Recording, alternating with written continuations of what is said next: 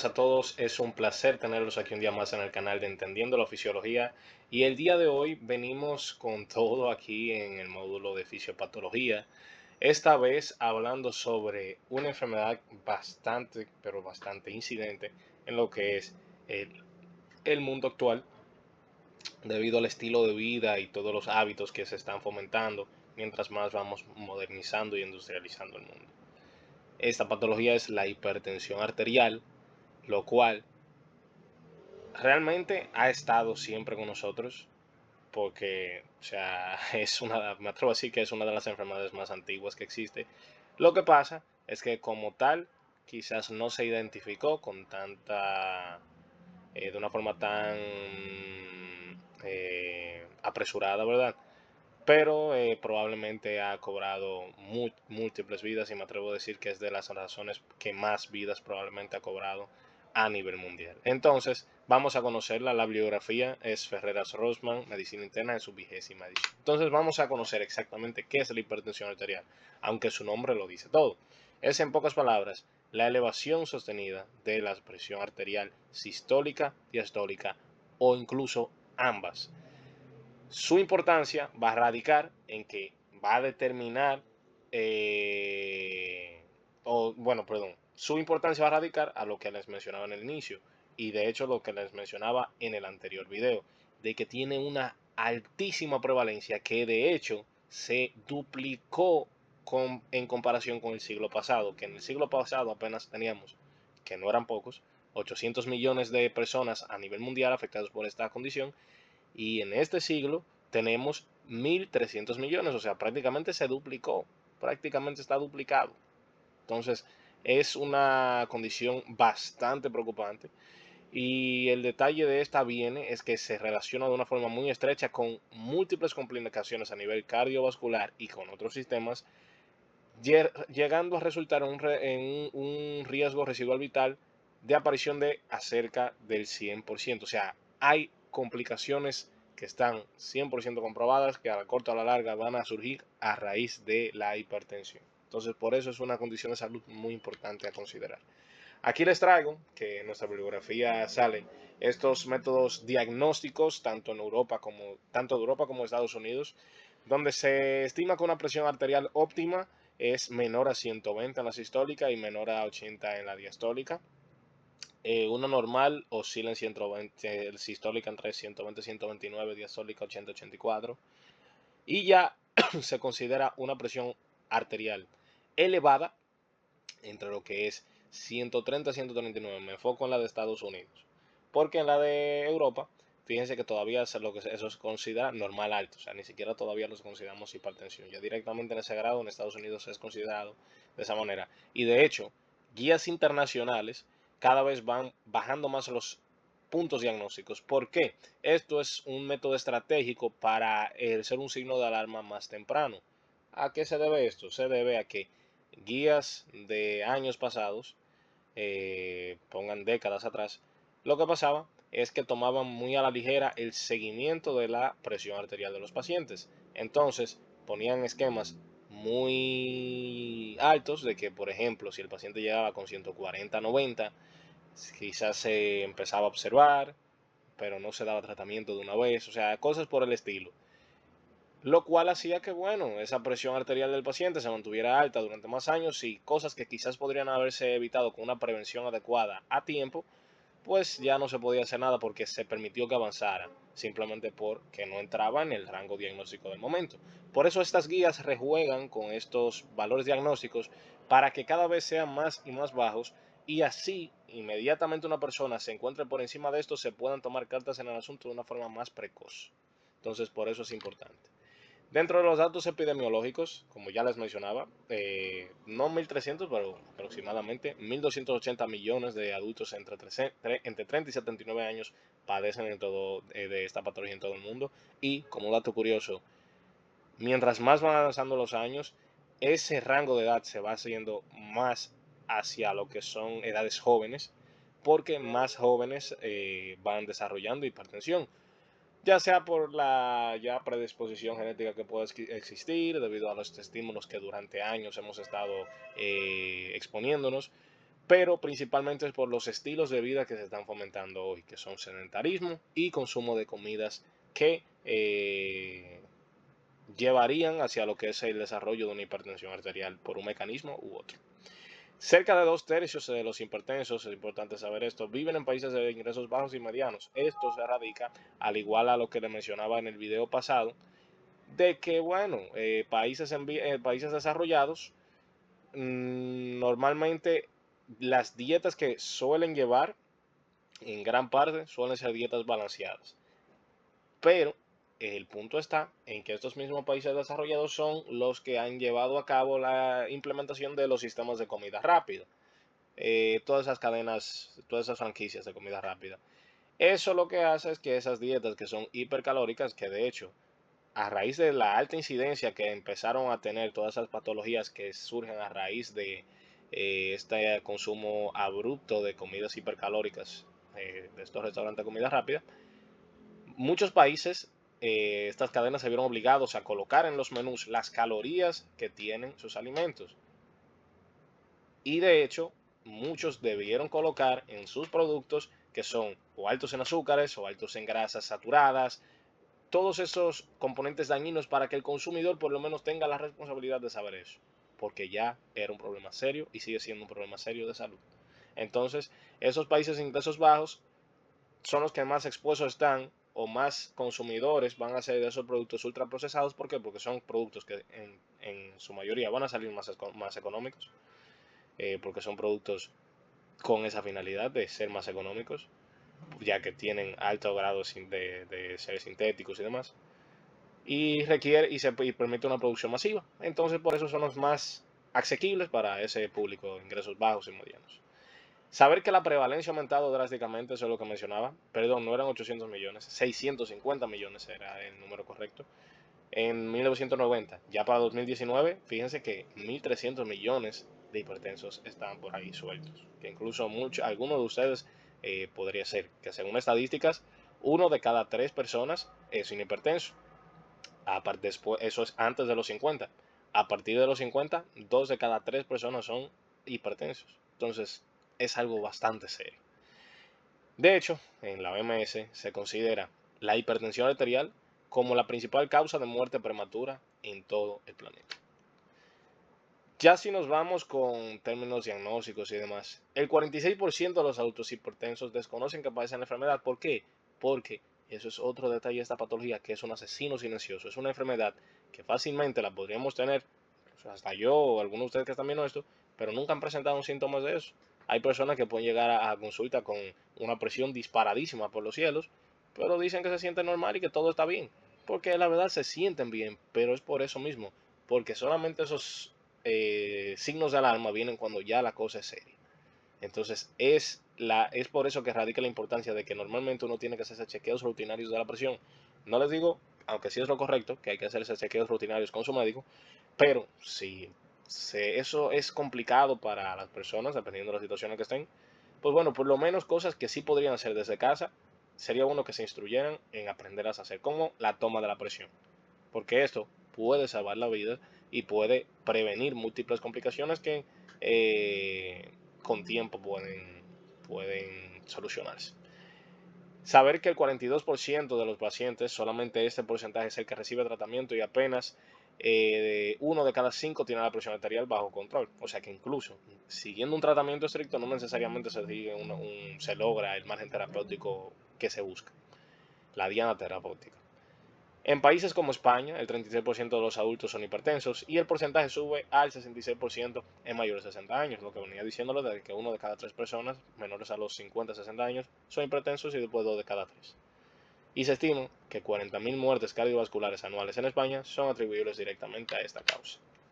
Entonces vamos a ver algunos factores de riesgo, que es importantísimo saber también que estos se dividen en dos, en factores de riesgo modificables y factores de riesgo no modificables. Obviamente los modificables, por más cruel que pueda sonar, eso es lo que te tocó. O sea, si tienes una familia con historia fuerte de hipertensión, lamentablemente eso es lo que tienes. Ahora, tu responsabilidad es jugar con las cartas que puedes modificar. Y dentro de esto son múltiples cosas que quizás no nos dábamos cuenta o no nos fijamos. ¿Como cuáles?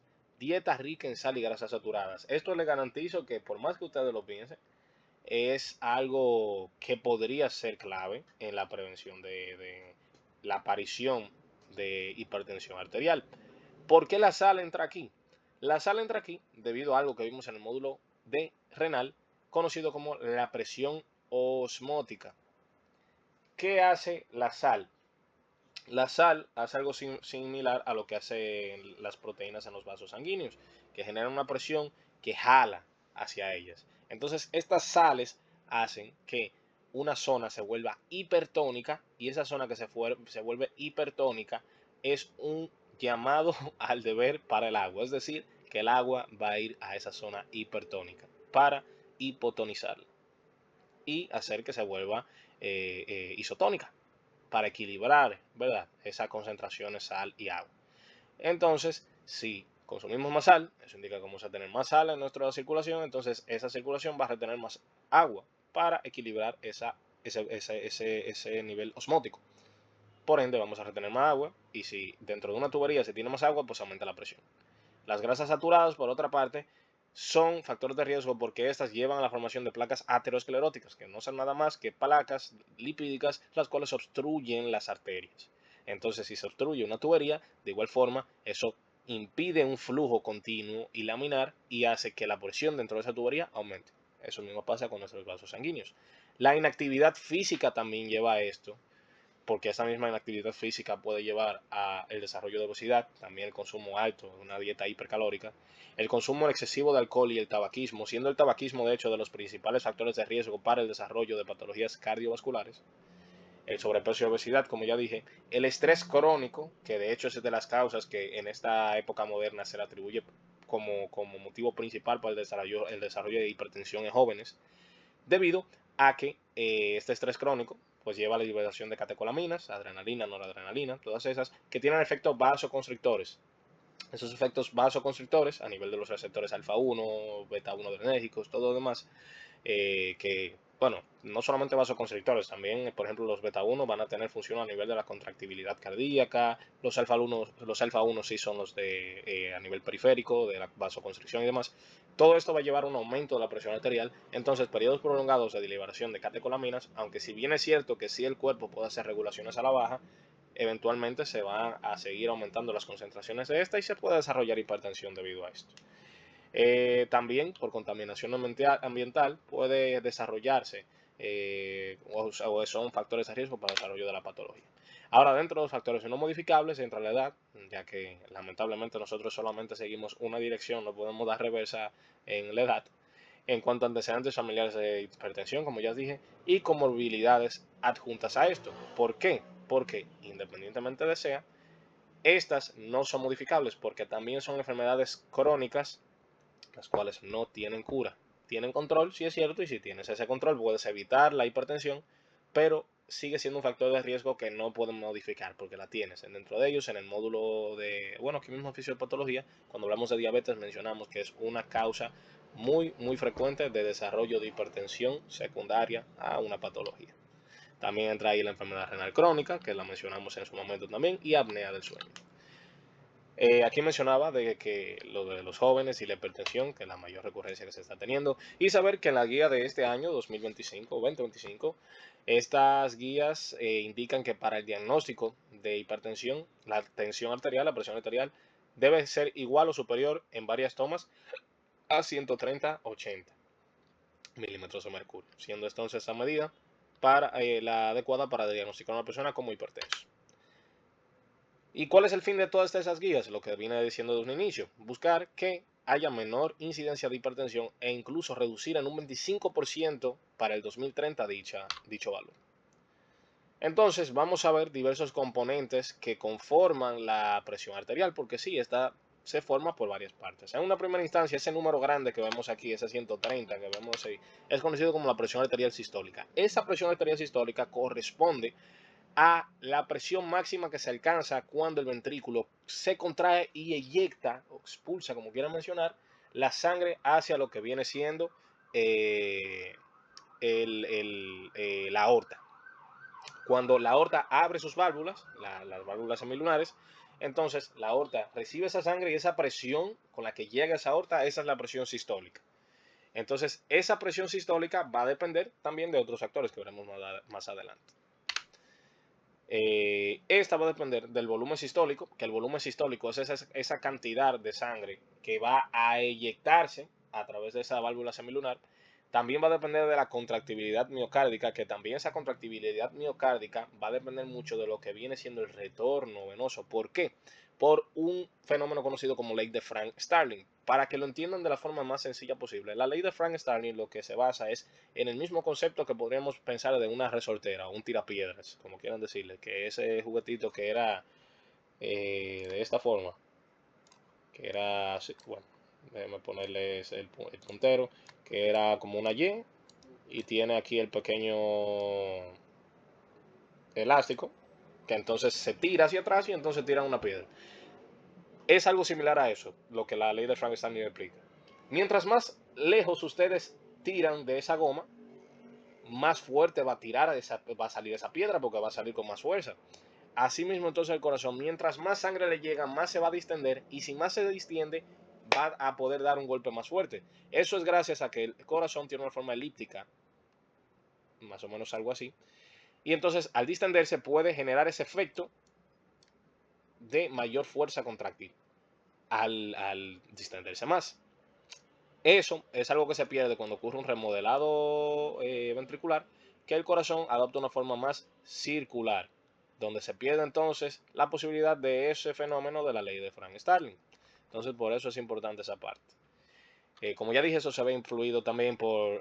también la elasticidad de las arterias, no se la había mencionado. Y pues tiene lógica, porque si tiene un tubo que tiene cierta capacidad de distensibilidad, mientras más distensible sea ese tubo, pues bueno, la presión va a ser menor. Pero si ese tubo es más rígido, entonces eso va a hacer que la presión sea mayor. Eso, como dije, se va a influenciar por lo que es la volemia, que es la parte que tiene que ver con ese retorno venoso, la resistencia vascular periférica, que es toda la resistencia que van a ejercer esos vasos, porque es importante saber que a lo que es nivel periférico es como lo mismo de la tubería. Voy a ponerles muchos esos ejemplos de tubería, porque creo que es lo mejor que podría hacerles aquí. Imagínense un pequeño tubo por el cual tiene que circular eh, pues una pelota. Es muy probable que la velocidad con de la pelota que ustedes lanzaron por aquí, si la lanzaron que vaya rodando, cuando salga por aquí va a tener una velocidad distinta. ¿A qué se debe esto? A que en todo su recorrido la bola fue pues tocando lo que era toda la superficie interna del tubo. Esa superficie interna del tubo, entonces, ese roce que hace, que se conoce como fuerza de cizallamiento, va reduciendo la velocidad de esa pelota. Entonces, esa reducción de la velocidad se debe a que ese tubo tiene o ejerce una resistencia a ese movimiento que está haciendo esa pelota. Entonces, ahora veámoslo con la sangre y las arterias y las venas. La sangre cruza a una velocidad X y entonces mientras más resistencia se le ejerce en ese tubo, pues esa sangre va a hacer más fuerza contra esas paredes, lo que equivale a que el flujo sanguíneo puede ir más lento. Todo depende también de la fuerza de eyección y otros elementos más y la velocidad a la que iba la sangre. Pero el punto está en que mientras más pequeño sea ese hueco por el cual deba pasar, pues entonces ella va a tener que hacer más fuerza contra las paredes para abrirse paso. Entonces ahí la presión arterial también, esa presión sistólica puede verse influenciada y aumentada. Saber que en condiciones normales suele estar entre 100 y 130, como podían ver en el margen terapéutico. Luego se tiene la presión arterial diastólica. Entonces este es el contrario. Esta se enfoca en el valor mínimo de presión registrado cuando el corazón se encuentra en un estado de reposo. Es decir, cuando el corazón se encuentra llenándose, que es el estado de reposo del corazón. Este es el estado de reposo que ocurre entre latidos. Es el proceso en el cual el miocardio está relajado. Esto refleja lo que son entonces los procesos de resistencia periférica. Esos procesos que les mencioné del tubo aquí, de la resistencia que ejercen las arterias al movimiento de la sangre pues, y las venas, pues eso es la presión diastólica. Esa presión que queda mantenida antes de que vuelva y dé el subidón de presión gracias a la contractibilidad miocárdica. Entonces ahora venimos con lo que es la presión de pulso. La presión de pulso es básicamente un cálculo que se hace por lo que es la diferencia que existe entre la presión sistólica y la diastólica. ¿Qué función tiene la presión de pulso? Es lo que nos permite saber la amplitud del pulso arterial. ¿Y por qué nosotros querríamos saber eso? Porque nos deja saber si los vasos sanguíneos se están endureciendo. Por ende, puede reflejar rigidez arterial.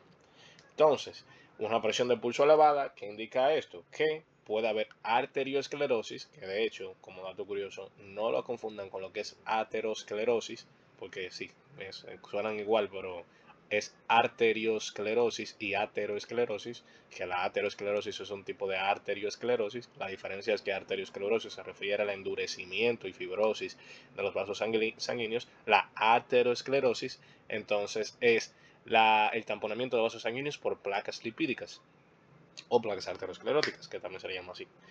Entonces, un aumento de esta presión de pulso puede indicar eso, procesos arterioscleróticos o insuficiencia aórtica.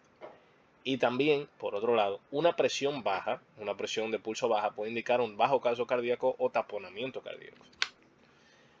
Ahora vamos a continuar con lo que es la presión arterial media, otro método, otra medida más bien utilizada, que esta básicamente es un promedio, así como su nombre lo indica. En esta, o no un promedio, pero un cálculo el cual nos deja saber el punto medio que existe entre las presiones arteriales. El punto óptimo de esta es entre 70 y 100 milímetros de mercurio, y para el cálculo de esta se necesita básicamente una toma de presión para tomar la presión arterial sistólica y la diastólica, y entonces el cálculo viene siendo el que está ahí abajo. La suma de 2 veces la presión diastólica más la sistólica entre 3. Y esto nos da la presión arterial media. Luego tenemos lo que es la resistencia vascular periférica. Aquí no me voy a detener mucho porque ya se la expliqué bastante bien. Y es toda esa resistencia que se ejerce al flujo sanguíneo a nivel periférico. Eso lo ejercen los vasos y las arteriolas que tienen estos mismos vasos. También, no solamente esto es un componente, que aquí más o menos lo salté, pero no solamente eso es un componente, pues ya hemos visto en el canal que hay otros componentes que hacen que esa resistencia vascular periférica aumente. No como tal porque los vasos estén cambiando o que hayan tenido algo que aumente la resistencia, sino porque el fluido que fluye a través de ellos es el que cambió, la sangre. ¿En qué momento puede variar esa resistencia vascular periférica? En policitemias, un aumento de ese hematócrito puede generar entonces que la sangre se vuelva más viscosa y esa resistencia pues aumenta. No porque el vaso cambió, sino porque el fluido cambió. Y la viceversa pasa entonces cuando se diluye mucho.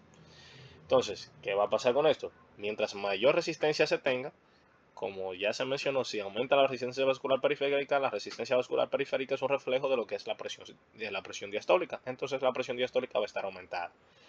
Esto va a ser regulado por múltiples mecanismos neurohormonales para llevar un equilibrio al nivel que es. Y ahí entra el sistema renina-angiotensina-aldosterona, el sistema simpático, la vasopresina, que para si no se recuerdan lo que es la vasopresina, es la conocida hormona antidiurética. Lo que pasa que en un momento se descubrió la función a nivel vascular, y en ese momento no se sabía que era lo mismo que la antidiurética, se llamaba vasopresina, y luego se descubrió la antidiurética y luego no se dieron cuenta que era lo mismo. Entonces por eso se puede utilizar cualquiera de los dos nombres.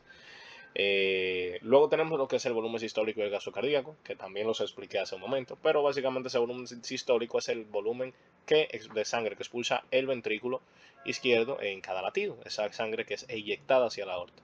El gasto cardíaco entonces es el producto de ese volumen sistólico, es decir, es como que tengamos como que tengamos, bueno, otra vez volvemos con la tubería, pero que tengamos una cubeta y una tubería.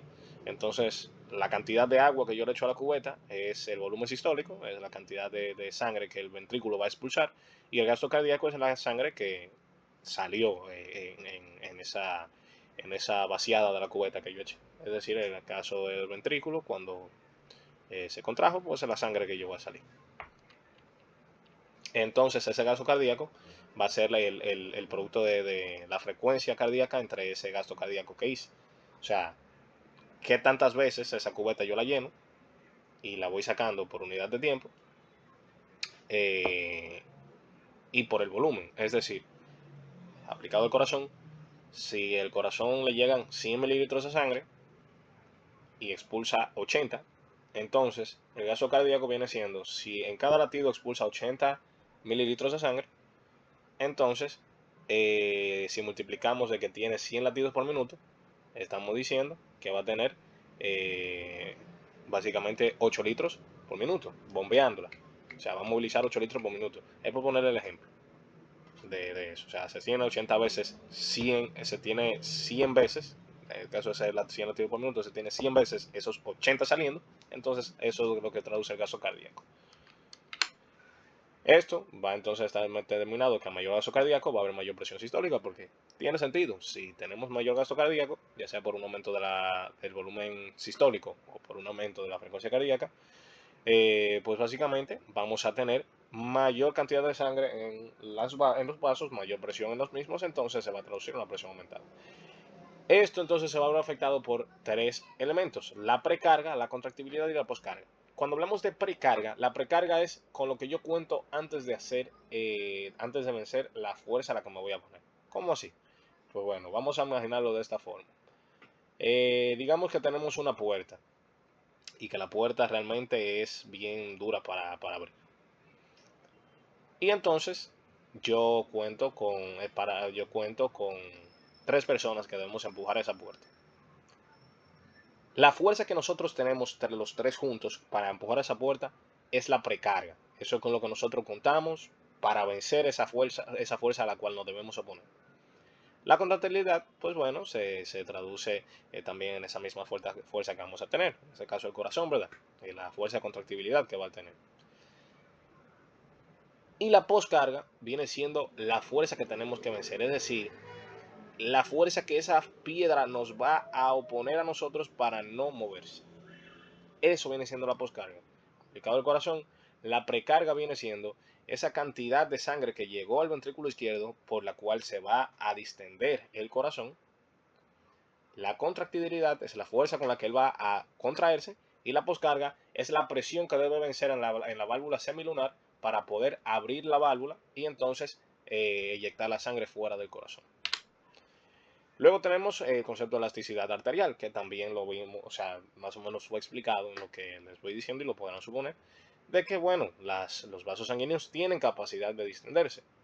Que le da una salvedad: los vasos sanguíneos, venas y arterias tienen funciones de llevar la sangre, pero de una forma distinta. ¿Cómo así? Muy probablemente ustedes ya conocen que las venas llevan la sangre desde la periferia hacia el corazón y las arterias desde el corazón hacia la periferia. Es decir, las arterias llevan sangre desoxigenada, las venas llevan las arterias llevan sangre oxigenada, las venas llevan sangre. Wow, discúlpeme que ahí me trabé. Las arterias llevan sangre oxigenada y las venas sangre desoxigenada. Ahí sí. Entonces, ¿qué pasa? Como las arterias salen desde el corazón, eso implica que ellas son las que van a recibir esas altas presiones del corazón cuando bombean. Entonces, por eso las arterias están hechas para resistir altas presiones. Ya las venas, como es el recorrido final de las arterias antes de pasar a ser venas, pues bueno, ya no tiene que manejar presiones altas. Ella lo que maneja son presiones bien bajitas, incluso llegando hasta 0 milímetros de mercurio cuando llegan a la aurícula derecha, que es donde desembocan las cavas superiores e inferiores. Ellas entonces, más que presiones, manejan volúmenes. Entonces tienen mayor capacitancia, tienen mayor posibilidad de distenderse. Mientras que las arterias tienen mayor capacidad de resistirse al flujo, tienen mayor contractibilidad. Entonces, si se pierde la elasticidad que ambos vasos tienen, porque ambos tienen su grado de elasticidad, pues eso entonces hace que vaya a haber una oposición al flujo sanguíneo y por ende un aumento de la resistencia vascular periférica y se traduce en un aumento de la presión arterial, diastólica principalmente en este caso, por lo que ya les venía mencionando. Pero no necesariamente solo diastólica, que eso es otra cosa que tienen que tener en cuenta. Piénsenlo de esta manera: si tenemos un endurecimiento de esos vasos, la presión en ellos va a ser mayor. ¿Y quién es que determina la presión de la poscarga? O sea, la cantidad de presión que se tiene que tener para vencer la poscarga. La presión que hay después de la válvula semilunar. Entonces, si después de esa válvula semilunar hay una presión de 140 milímetros de mercurio, pues bueno, el corazón tiene que bombear para superar esa presión. Entonces, cada vez va a ser mayor por eso. Entonces, esa pérdida de elasticidad elevada lleva a la presión sistólica que se eleve y la presión del pulso también. Y es clave en la amortiguación del flujo pulsátil. Y aquí les mencionaba lo del volumen de las arterias de las venas. Les traje esta imagen de histología para que entiendan lo que les digo. Los vasos sanguíneos tienen tres capas. Tenemos la túnica íntima, que es la parte más interna del vaso. La túnica media, que es aquí donde radica la principal diferencia, porque en la túnica media es que vamos a ver que en el caso de una arteria va a tener una capa muscular muy prominente y en el caso de una túnica media de una vena no va a tener una capa muscular muy prominente. No quiere decir que no la tenga, porque las venas tienen capacidad de contraerse y la necesitan. ¿Por qué? Porque tienen que ver las venas de esta manera. Imagínense que tienen un tanque, o bueno, no, un vaso. Creo que con eso va a entenderse bastante bien. Imagínense que tienen un vaso, o un globo, creo que es mejor, un globo. Y el globo ustedes le echaron agua, le echaron agua, le echaron agua, ¿y qué hace el globo? El globo se distiende. El globo se va distendiendo, y ustedes pueden tener el globo abierto, no, o sea, no, sin amarrarlo. Y esa agua que ustedes le echaron ahí, a menos que el globo no se haya roto, no va a salir de ahí. ¿Qué pasa? ¿Cómo ustedes podrían tirar esa agua del globo sin voltear el globo y sin romper el globo directamente, dejándolo abierto, ¿verdad? Pues la forma en la que ustedes podrían verter el agua del globo sin girar el globo y solamente manteniéndolo viendo hacia arriba, sería apretando el globo. Y esa agua que se encontraba dentro de él va a salir. Entonces eso mismo hace la vena.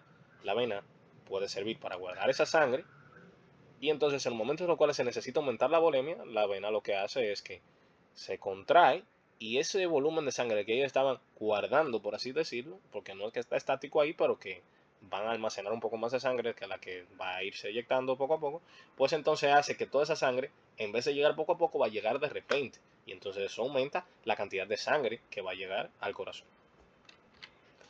Entonces también quise traer esta pequeña imagen para que entiendan un poco el recorrido que hace la sangre y entiendan todo esto que les voy explicando. Y explicarles de paso algo importante aquí. Fíjense lo siguiente. Tenemos las venas cavas inferiores, bueno, la vena cava inferior y la vena cava superior. Estas llegan y desembocan en lo que es la aurícula derecha. Como dato curioso, que lo mencionamos en videos pasados, me parece, muy pasados, está de que en la aurícula derecha, si en esta llega una cantidad de sangre bastante amplia, pues por la distensión de sus paredes va a fomentarse la liberación de un péptido conocido como péptido natriurético auricular, que lo que va a tener la función es de, como su nombre indica, fomentar la natriúresis y así disminuir entonces ese volumen de sangre excesivo que llegó a la aurícula derecha. Eso es para evitar aumentos de volúmenes innecesarios y por ende aumenta la presión arterial, es un mecanismo de regulación. Una vez se llena la aurícula derecha y se alcanza la presión necesaria dentro de la aurícula derecha para abrir la válvula tricuspidia, que es esa que vemos aquí abajo, esto va a permitir que el ventrículo se llene automático, sin contracción. Aquí no hay contracción todavía, porque la misma presión que va a tener la aurícula va a hacer que se abra la válvula tricuspidia. Y al final, ya para acabar de vaciar las aurículas, porque pasa al mismo tiempo los dos lados, pues entonces una pequeña contracción auricular. Luego de esto, entonces, se debe envaecer la válvula pulmonar. Saber que lo que son las válvulas, la válvula pulmonar y la válvula aórtica son las que van a aguantar más presión, mientras que la válvula tricuspidia y la válvula mitral no van a aguantar tanta presión. ¿Por qué? Porque estas actúan por mecanismos más pasivos y es al final que tienen una pequeña contracción que incluso es leve. Entonces, la válvula pulmonar va a abrirse y eso va a permitir que la sangre que se depositó en el ventrículo derecho sea eyectada hacia la arteria pulmonar. Y ustedes pensarán, pero ven acá. Normalmente las venas son las que se ponen como azules. Y de hecho, fíjense que aquí dice vena cava superior y inferior en azul. ¿Por qué tenemos una arteria llevando sangre desoxigenada? Eso se debe a que, como les mencionaba, estas válvulas son las que van a trabajar con más presión. Obviamente, la válvula pulmonar no va a trabajar con la misma presión que la válvula aórtica, porque la válvula aórtica debe vencer toda la presión sistémica, la válvula pulmonar solamente la circulación pulmonar, que de hecho es una presión bien baja la que maneja. No obstante, lo que ocurre es que la válvula pulmonar la arteria pulmonar entonces necesita resistir la presión que se le va a ejercer por parte de la contracción que va a hacer el ventrículo derecho hacia el vaso sanguíneo, hacia la arteria pulmonar. Entonces, por eso, estos son arterias y no son venas. Y por eso es que para regresar al corazón tenemos venas en vez de arterias, sabiendo que estas entonces tienen sangre oxigenada, paradójicamente, es el único lugar donde ocurre eso. ¿Por qué entonces aquí tenemos venas? Porque para regresar no necesitamos presión. ¿Por qué? Porque dijimos que eso es un proceso pasivo y necesitamos más bien un manejo de volúmenes de esa sangre oxigenada. Entonces a eso se debe. Entonces una vez atravesada la circulación pulmonar, donde los alveolos hacen el intercambio gaseoso y entonces la sangre se oxigena, volvemos aquí a la aurícula izquierda y entonces en la aurícula izquierda, por los mismos procesos de la aurícula derecha, pasamos la válvula mitral cuando ya llegamos al umbral de apertura de la presión y entonces ocurre la pequeña contracción auricular y luego en el ventrículo izquierdo hacemos la contracción ventricular que debe vencer lo que es la presión arterial sistémica y entonces se abre la válvula aórtica, esa válvula semilunar, y entonces llegamos a la circulación sistémica a través de la aorta y todos los pasos consiguientes. Entonces vamos a aplicar la fisiopatología de la hipertensión, ya conociendo todo esto.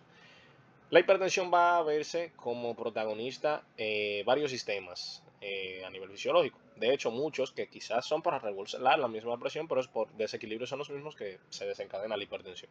Se tiene en el sistema nervioso simpático, sabiendo que el sistema nervioso simpático en el corazón va a ser el que va a fomentar todos los procesos de contractibilidad, aumento de gasto cardíaco, aumento de la presión arterial, todo eso a nivel cardiovascular es lo que fomenta el sistema simpático. Y el parasimpático lo contrario. El parasimpático va a fomentar disminución de la frecuencia, disminución del gasto, todo lo contrario del simpático. Entonces, va a regular el tono vascular y frecuencia cardíaca, pero en un caso de hipertensión arterial puede haber una hiperactividad simpática y eso que va a llevar a los efectos que dije, vasoconstricción, aumento de gasto cardíaco y retención de sodio. Y esa retención de sodio es muy importante, por lo que le mencionaba más atrás en el video, de que el sodio pues entonces también retiene agua. ¿Por qué el sistema nervioso simpático es un importante elemento en esto? Y de hecho es de la principal causa que se le atribuye a hipertensión en jóvenes, porque este es activado por estrés crónico también. Por otras condiciones también como la obesidad o apnea del sueño, pero por estrés crónico se activa. Y entonces, en jóvenes es muy común, me disculpo por el ruido de fondo, en jóvenes es muy común el estrés crónico, entonces por eso se lleva a que pueda generar hipertensión debido a esto, a esta interacción con el sistema nervioso simpático. Entonces, luego se tiene el sistema renina-angiotensina-aldosterona. Sí, ese sistema que realmente como función tiene es ayudarnos en crisis, en momentos de hipotensión para regularizar la presión arterial. ¿Qué pasa? El cuerpo se adapta bastante fácil. Y entonces el sistema renina-angiotensina-aldosterona no es un sistema perfecto, por así que digamos, porque se puede adaptar. Y el umbral de presión, que los receptores indican para que el sistema renina-angiotensina-aldosterona pueda activarse, pues cada vez se va haciendo más alto. ¿Por qué? Porque se va acostumbrando y todo lo demás. Entonces llega un punto que el sistema renina-angiotensina-aldosterona lo que hace es exacerbar la presión arterial, aumentando mucho, mucho, mucho la misma. ¿Por qué? Porque todo el tiempo va a tratar de llevar la presión arterial al nuevo umbral, y al nuevo umbral, y al nuevo umbral, hasta que ya llegamos a un punto que necesitamos inhibir el sistema renina-angiotensina-aldosterona. Por eso es que existen los inhibidores de la ECA, que es una enzima competidora de la angiotensina, y antagonistas de los receptores de angiotensina 2, porque la angiotensina 2 es el potente vasoconstrictor que va a fomentar que aumenta la presión arterial y aparte de eso que se secreta aldosterona que aumenta la absorción de sodio y agua y fomenta la excreción de potasio. Por eso es que vemos hipertensos con hipopotasemia. Pero también se ha identificado que existen pacientes con hiperaldosteronismo, por ejemplo, sin hipopotasemia, que es otro factor importante. Entonces, en este tipo de hipertensión, este sistema está hiperactivo y perpetúa una presión elevada. También se puede tener lo que es una disfunción endotelial, porque el mismo endotelio se autorregula, que como dato curioso también, en la diabetes, dentro de las complicaciones diabéticas que mencionamos, se hablaba sobre esto, porque dentro de las múltiples desenlaces de lo que es una diabetes, esa autorregulación que tiene el sistema endotelial para determinar cuánto flujo de sangre debe cruzar por cada vaso y demás, ese sistema arterial y todo, se pierde esa capacidad de control y entonces ocurre lo siguiente. Normalmente se secretan cantidades específicas de óxido nítrico, posaciclinas y en casos necesarios endotelina y tromboxano 2. Los dos primeros como vasodilatadores o los dos segundos como vasoconstrictores. Si se pierden sus procesos de regulación, entonces puede haber incluso una disminución de óxido nítrico. Ese óxido nítrico antagonizaba la función de los vasoconstrictores. ¿Y esto a qué lleva? A una vasoconstricción, porque no va a haber nada que se oponga a esta. Entonces la endotelina 1, siendo de los principales vasoconstrictores en esto, va a generar estos inconvenientes. Esto va a generar pues, la rigidez arterial y el aumento de la presión arterial periférica. Luego se tiene la alteración en la estructura vascular. Ahí entrábamos con los que son las arteriosclerosis, porque puede haber remodelado de arteriolas y entonces haber una hipertrofia concéntrica, que eso se traduce en que la luz de la arteriola en esta zona básicamente, se vuelve más pequeña. Y es básicamente como que estemos tratando de soplar por, no sé, por un hoyo que es pequeño, o sea, cada vez va a ser más incómodo, va a ser más fuerte lo que tenemos que soplar para poder pasar el aire por ese hoyo. Entonces va a ser así. Y lo que genera es ese aumento de la presión arterial. Entonces vamos a ver varias causas de hipertensión, sabiendo lo siguiente. Existen dos clases. La hipertensión primaria o esencial, donde se encasillan del 90 al 95% de los casos de hipertensión, que esta se caracteriza por ser una hipertensión sin causa aparente. ¿Por qué? Porque puede ser por varias causas, no por una causa en específico así identificada. Ahí entra la predisposición genética, la dieta rica en sodio. Puse de ejemplo a Japón, que realmente tienen bastante prevalencia en esto, porque siguen una dieta bien rica en sodio y el sodio pues lleva los efectos que mencionaba más atrás. Estilos de vida con de sedentarismo, ahí encasilla todo a todo el mundo, porque realmente el estilo de vida moderno lleva a eso. La obesidad, puse Estados Unidos como ejemplo, siendo de los países con mayor prevalencia de dicha patología. Estrés crónico y consumo excesivo de alcohol y tabaco. Luego se tiene la hipertensión secundaria. Ahí se encasillan desde el 5% de los casos de hipertensión, porque esta sí tiene una causa específica de que por eso es que se tiene la hipertensión. Ahí entra la enfermedad renal crónica, que ya la grabamos en el canal. El hiperaldosteronismo primario, que ya se los mencioné. El feocromocitoma, que el feocromocitoma es un tumor a nivel de lo que es las glándulas adrenales. Es un tumor funcional que produce catecolaminas. Y las catecolaminas pues son esa adrenalina, noradrenalina, que lleva entonces a los efectos a sus receptores adrenérgicos. También la coartación de la aorta entra en eso. El síndrome de Cushing, que es esa hiperproducción de corticosteroides. Y medicamentos como los AINES, anticonceptivos, corticoides y descongestionantes pueden generar hipertensión arterial.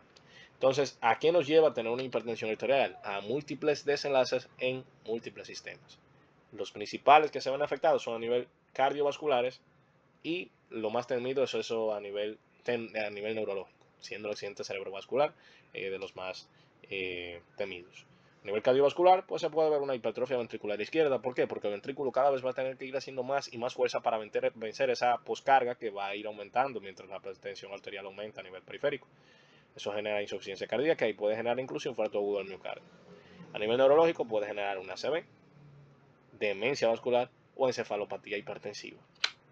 A nivel renal, pues a raíz también de que puede haber un daño en el endotelio, sabemos que el riñón, en el módulo renal lo explicamos, puede autorregular el flujo que recibe para evitar daño al glomérulo. Esta presión arterial pues puede incluso vencer esos sistemas, o si directamente se habían perdido esos sistemas por alguna patología anexa, pues entonces puede generar nefroesclerosis e insuficiencia renal crónica. A nivel oftalmológico, que es una de las formas para uno también saber si un paciente tiene hipertensión, hay distintos estadios. Ahí entra el signo de Gunn y presencia de vasos ya de un color menos brillante o vasos más opacos. Todo esto entonces puede decantar a que el paciente es hipertenso y son signos de alarma. Ahí puede desarrollar retinopatía hipertensiva e incluso una pérdida visual irreversible. ¿Cómo son los métodos diagnósticos? Aparte del que obviamente se imagina, que es tomar la presión arterial en una X cantidad de veces, en una X cantidad de tiempo. Pues entonces se puede hacer también un monitoreo ambulatorio, que cada vez va siendo más y más famoso y utilizado, que consiste en registrar la presión durante 24 horas. Se puede realizar mediante monitores automáticos o instruyendo al paciente para que en un lapso de tiempo, cada X veces, tenga que tomarse la presión. Para eso se educa al paciente y se le explica todo. Y eso incluso puede detectar una hipertensión enmascarada o de bata blanca, que es esa hipertensión que en la actualidad se está dejando de escribir, porque realmente ese tipo de hipertensión se dice que es porque, pues bueno, los pacientes normalmente cuando van al doctor se ponen nerviosos y puede tener la presión alta, pero es un falso positivo. Pero se ha dejado escribir porque realmente es algo que aplica para múltiples momentos. O sea, una persona por ponerse nerviosa va a tener la misma reacción en cualquier otra situación. También se puede evaluar el daño a órgano blanco como método diagnóstico, y ahí es que entraba lo que mencionaba del fondo de ojo. También entra la función renal con la creatinina sérica, el análisis de orina para identificar alguna microalbuminuria, un ecocardiograma o electrocardiograma, también porque puede identificar alteraciones en lo que viene siendo eh, la parte eléctrica del corazón, que puede reflejar lo que es la parte física. Entonces, ¿cómo se trata la hipertensión? Ya tenemos un video bien completo para eso, pero recordándoselos. Tenemos dos formas de tratamiento. Tenemos un tratamiento con un cambio del estilo de vida. Ahí entran todos los factores modificables que mencionábamos en un inicio. Dieta DASH, que es una dieta básicamente baja en sodio, rica en frutas, verduras y lácteos, bajos en grasa. Ejercicio regular, de al menos 150 minutos semanales. No tiene que ser un ejercicio extremadamente intenso, pero no muy suave. Reducción de peso, especialmente para pacientes obesos que están en riesgo de desarrollar la patología, evitar el uso excesivo de alcohol y tabaco y el manejo del estrés. Para eso se recomiendan técnicas de relajación, terapia cognitiva y demás. Ahora, en la farmacoterapia, que es lo que ya mencionamos aquí en el canal, entran los diuréticos, diacídicos, de asa, todos los diuréticos que habíamos mencionado, inhibidores de la enzima convertidora en angiotensina, antagonistas del receptor de angiotensina 2, entran los beta bloqueantes, antagonistas del calcio, alfa bloqueantes y vasodilatadores directos. Entonces nada, eso fue todo por la clase de hoy, y en la próxima venimos con otra patología muy interesante, que es la aterosclerosis. Otra patología que se encasillan dentro de las arteriosclerosis, que básicamente constan de ese endurecimiento o impedimento del flujo sanguíneo a través de los vasos. Así que nada, eso fue todo y espero que hayan aprendido mucho.